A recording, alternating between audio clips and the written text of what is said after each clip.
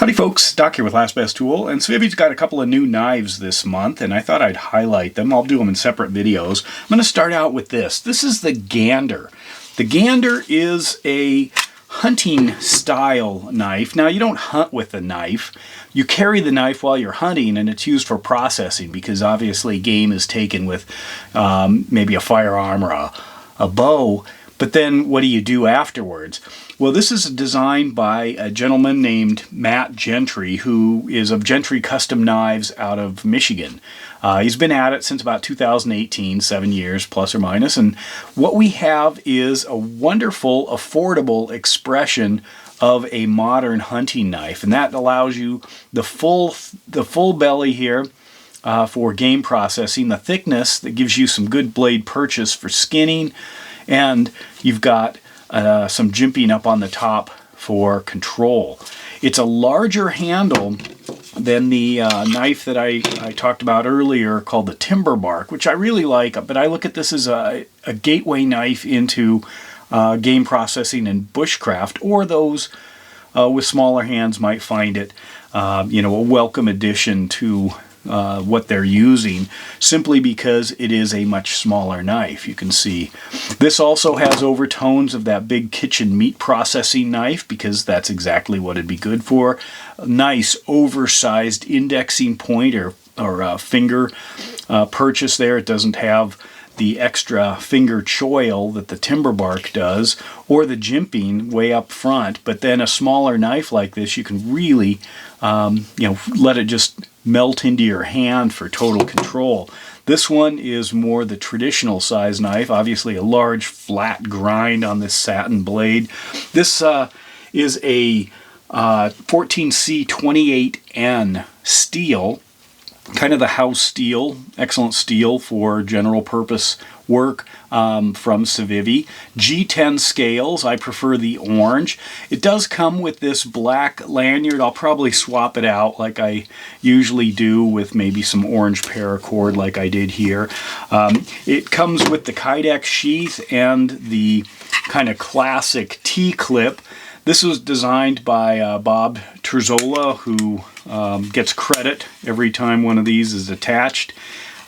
Great design, nice and simple. You could rotate it if you wanted to wear it horizontally on a belt or vertically, or just remove this as I did here just to cut some weight and size.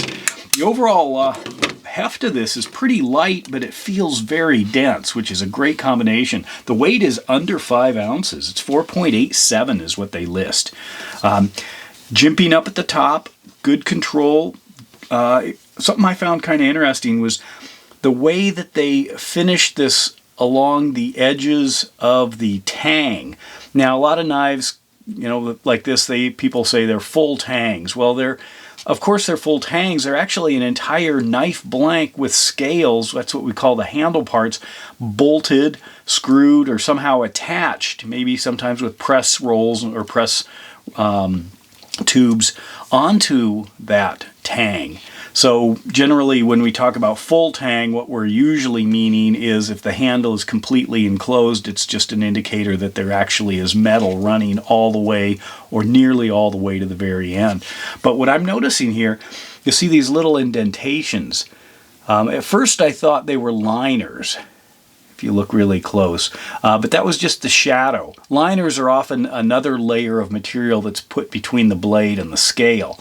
But in this case, they've tapered those, which I find interesting. I'm not sure the benefit.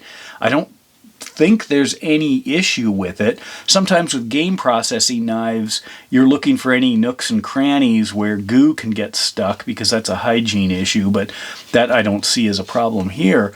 Instead, I'm wondering if it's a design feature. I'd like to know if you know. See if you can see how clear that it drops down.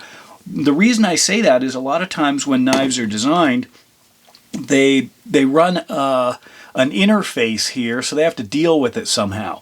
In this case, with the timber bark, they actually have the scales slightly smaller than the Tang of the knife or the blank of the knife, so this rises above. And if you do it right without sharp edges, it actually gives you a nice smooth purchase channel across the spine of the knife.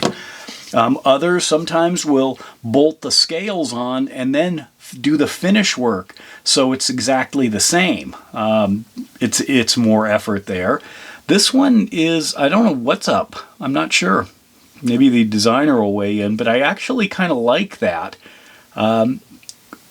It has the, I don't know, the essence of a liner without the liner, you know, which saves the cost. Street price on this will be around $78, something like that, with the full SR or manufactured or MSRP at about $91.70.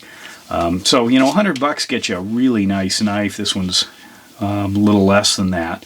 You can see the Matt Gentry logo there, if I can get it. There we go.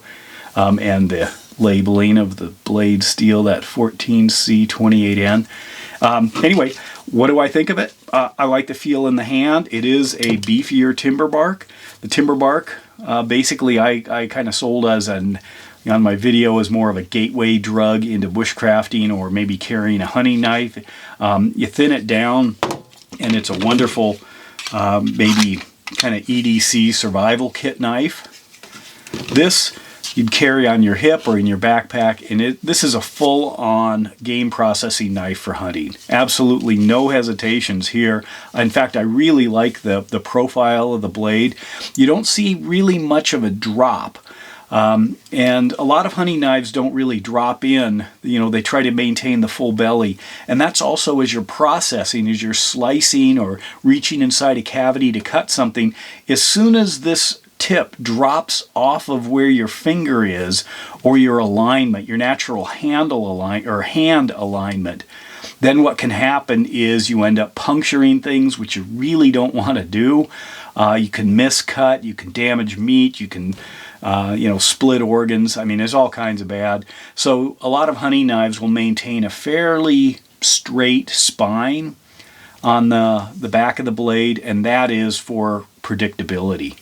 Just so you can go in and your finger now is behaving as the tip.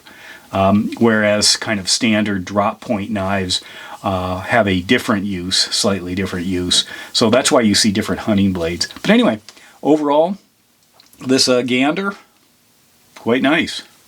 Well done, Civivi. I'm glad you're doing this. I don't know how much, obviously it's made in China. I don't know how much hunting they do with their game processing with these kinds of knives, but I know the American market just eats these up. We've got quite a few knife manufacturers in Montana here where I am, and a lot of the hunting knives are looking like this or a much finer profile that's almost more a steak knife, because that's actually what you use. So good on Civivi for coming out with a knife like that. And of course, in the meantime, you could certainly work with this in your kitchen. I don't know if I'd throw it in the dishwasher, but I don't see any real problem with that. Nice blade. And there you go, the Civivi Gander. And with that, Doc out.